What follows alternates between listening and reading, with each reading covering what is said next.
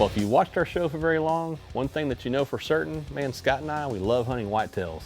And it's definitely a passion of ours. Man, every year it seems like we're after the same thing. And some years it seems like they're easier than others. But you know, when we both set our sights on two great looking mature 8 points at the same time, you can bet that we're gonna be losing a lot of sleep and have some frazzled nerves as we try to put a game plan together to put those bucks on the ground before someone else does and they disappear.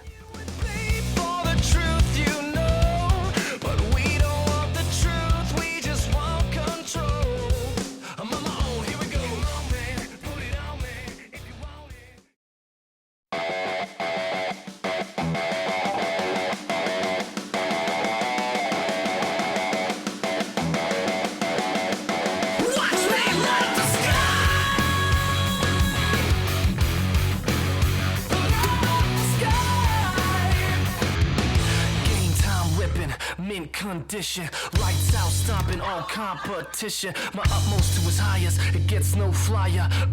We set the mainframe on fire. Cold red for the lead from the pedal. I push to the metal, the dust never settles. F5 level, kick up the bass and the treble. Cause faith, that's a rebel. I can show you the devil. I blaze a trail like the rays from tail light sound, shaking the ground like earthquakes and hail might.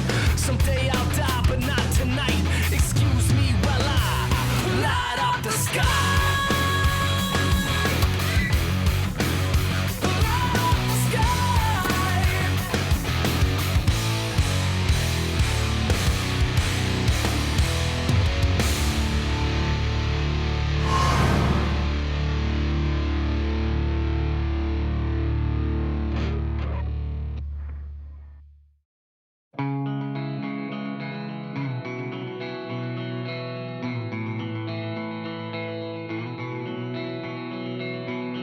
As most of you know, when God designed the whitetail buck, clearly he had a blueprint for an 8 point, and that's exactly what you see most of the time. But when you have a mature 8 point, you know, 5, 6 years old, man, there's nothing like it. Man, everything they've eaten and all their development has gone to producing that 8 point rack, and it's just so majestic, and there's just something that just seems right about it. And I guess that's why the blueprint was for an 8 point. Now, hey, I definitely love 12 points, 17 points, trash, kickers, forks, man, I love it all. But there's a special place in my heart, as well as most hunters, for a very symmetrical, magnificent 8 point buck.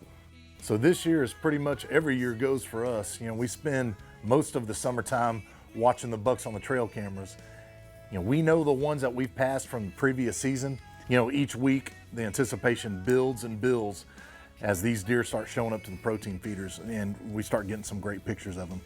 We've had a lot of spring and summer rain this year. Not only does the rain fill the ponds, and most people have the misconception that if you fill the pond up with water, you know, everything's good, but it's not. It's the consistent rains produce the protein level spikes in the food that they're eating. And not only that, it provides a lot more food, obviously. And it's key to antler growth. We've had abundant rain close together, so man, the deer's antlers are gonna be good. The fawn survival rate's gonna be good this year. And everything's lining up to look like it's gonna be a really good year.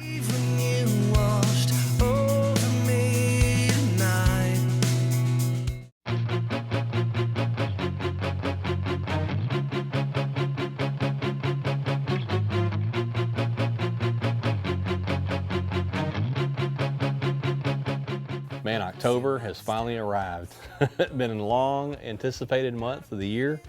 All year as a bow hunter, we wait for this. Man, Scott and I, we haven't been more excited. We can't wait. And we're about to pack up, we're about to head west, but there's one problem. We're not getting any pictures. These deer have become a ghost. And man, all that rain that I preached about, how wonderful that is, well, here's the downside. Now we're not seeing anything. This has happened before, but I don't care how much corn and protein you put out, trying to keep a big buck near your stand.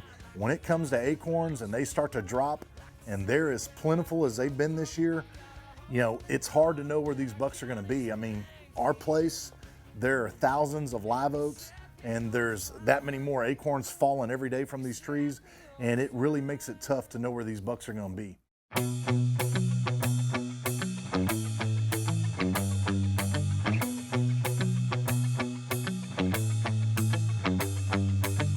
There's acorns everywhere. All that rain that we talked about, yes, it was great, yada, yada, so wonderful, but now the acorns, man, they are abundant. They're all over the ground. They're all still hanging in the trees. I don't know when they're gonna be gone. Waiting for a big rainstorm and some wind to get them on the ground, starting to rot. But man, the deer aren't showing up on the cameras. The only way that we're gonna be able to hunt these deer is try to get into these acorns. But man, I mean, you can throw a rock anywhere and you're gonna hit an acorn tree. They're all over the place. Chad and I decided that our best bet was to set up on the back corner of the property. You know, there's a lot of acorns dropping in this area. It's close to a primary bedding area. We have a ground blind set up back there. The last place that we have photos of the big 8-point that I'm after is in this area. It's the first morning. We've got a little corn. We got the buck oil. Hopefully that combination will be enough to get this shooter close enough for a shot. Tell you what, we're just waiting on it to get enough light. There's a deer coming down the trail right there. Every second, it's getting closer to me being able to shoot. We're probably good now, but I just want to make sure I have enough light.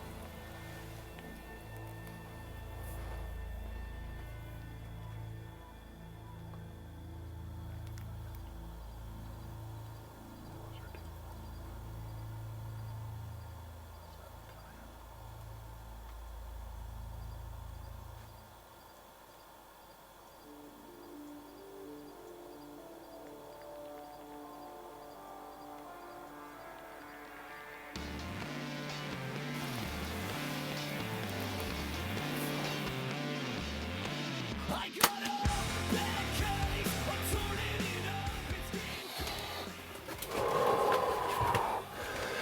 Yes, that was a perfect shot on a perfect buck. That's a beautiful 8-point that Chad and I've watched for a couple years. Massive deer. He's awesome. Oh, man. Oh, I'm so proud when I make these good shots. Hey, look, I was in a slump for almost like a whole year, really. Oh, this Matthews bow is doing so awesome. I gotta settle down. Oh, that just worked out perfect, perfect, perfect, perfect. What a buck, what a buck.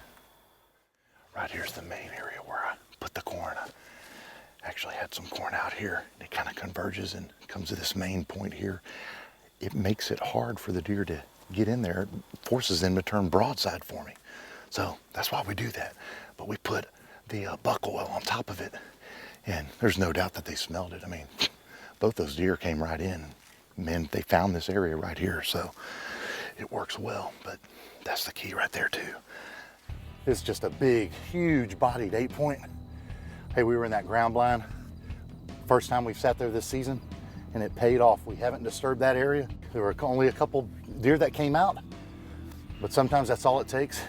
One of them was the right deer, and I was in the right place at the right time. I sure am happy to get him. And when I made the shot count. He didn't go too far. He tried to make it to the fence line right here behind me, but he didn't make it past that. And get him back to camp and show him off. God, he's a big body deer. The mass is incredible. Look at that rack, folks. I love these big mature whitetails, and I love big 8-points. Incredible deer.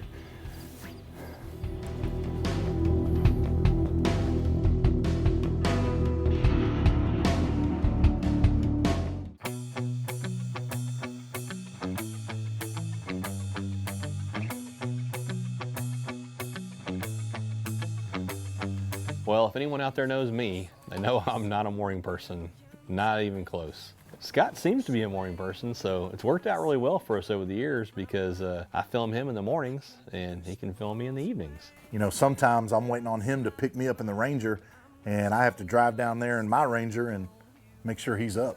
I think he's figuring it out finally. It's taken a while, but you know, you get up in the morning, man, I'm tired and I'm just trying to wake up. I don't want to worry about what I'm wearing and, you know, putting the mic on, all that stuff. I just grab the camera stuff, grab my tea or coffee, and head out to the stand, man. By the time I get there and I'm waking up and the sun's coming up, I can start filming stuff and, you know, take a little siesta here and there. But so it's worked out pretty good for me just hunting in the evenings. That's when I'm actually awake and alive. Like Chad says, he's definitely not a morning person, and that is true. That's why I'm usually in the hot seat in the mornings.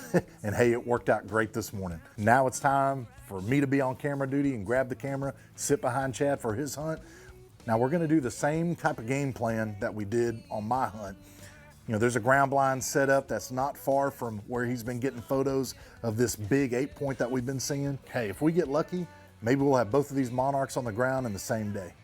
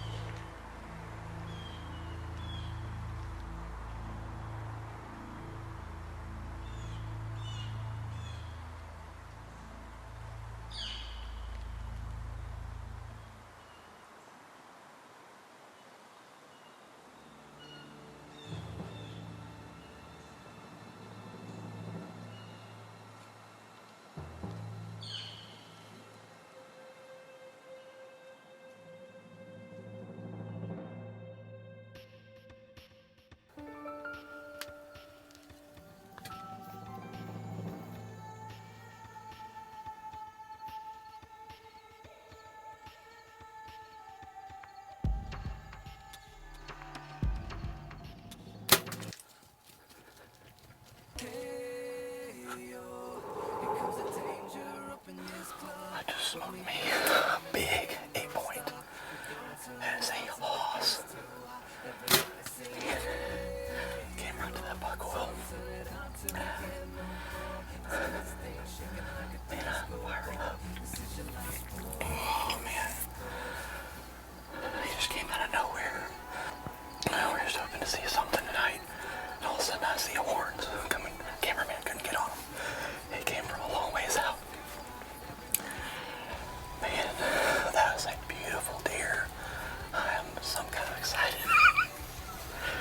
Oh man. I am not afraid of the storm that comes my way. When it hits, it shakes me to the core and makes me stronger than before.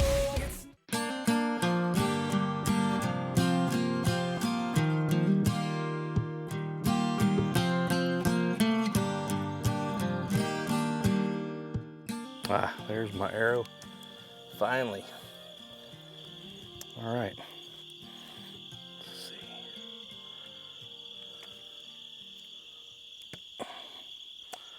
All right. The deer's got to be, cannot be far.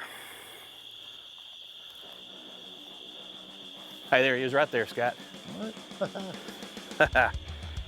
He's trying to make it down this ravine. Oh yeah, it's down, baby. Man, what a pretty deer. Cannot believe his beam. Oh, look at, he's got little kickers. He's got little matching kickers he's trying to throw off his G2s. That is really cool. Got a little character there. Man, that's a beautiful deer. That was an exciting hunt. Gosh, I tell you, this deer was so pretty. I almost even hated to kill him, but just like that buck oil was irresistible, he was a little bit irresistible to me. I couldn't take it. I had to have him. And now I got him. Man, what a beautiful deer.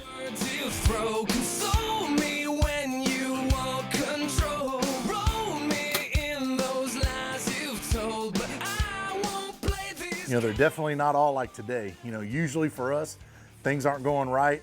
You know, it can be a struggle for sure. But when it does work out and everything goes to plan and everything comes together, it makes it that much sweeter. And hey, we got 2 big bucks on the ground.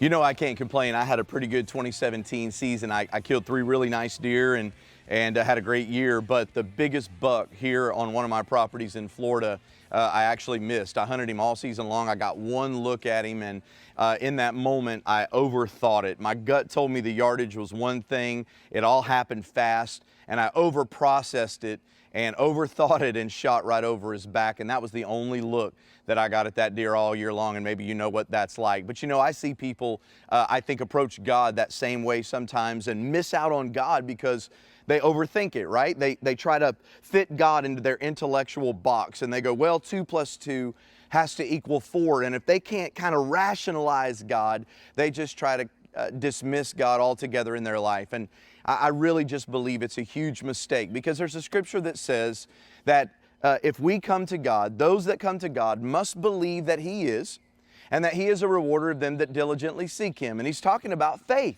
So the world says it like this. The world says seeing is believing. But when you come to God and you read the scriptures say believing is seeing. Believing is seeing. It's a faith walk. And you have to come to God as a little child and just say, Lord, I really do believe that you love me. I believe that you're real. And I believe that you want good things for my life. It's a faith walk. We enter into our relationship with God, not just through intellectual means, but we enter it through a heart way. And so if you're seeking, if you're searching, if you've been miserable, or if you've been desperate, or if you've been looking for something in your life to make meaning out of life, I would encourage you to not just overthink it with your head, but to begin to lean into God with all of your heart. It'll make all the difference in the world. If you'd like to know more about a personal relationship with God through His Son, Jesus Christ, just go to elusivewildlife.com and click on the Moment of Truth tab. Cut me like those words you throw.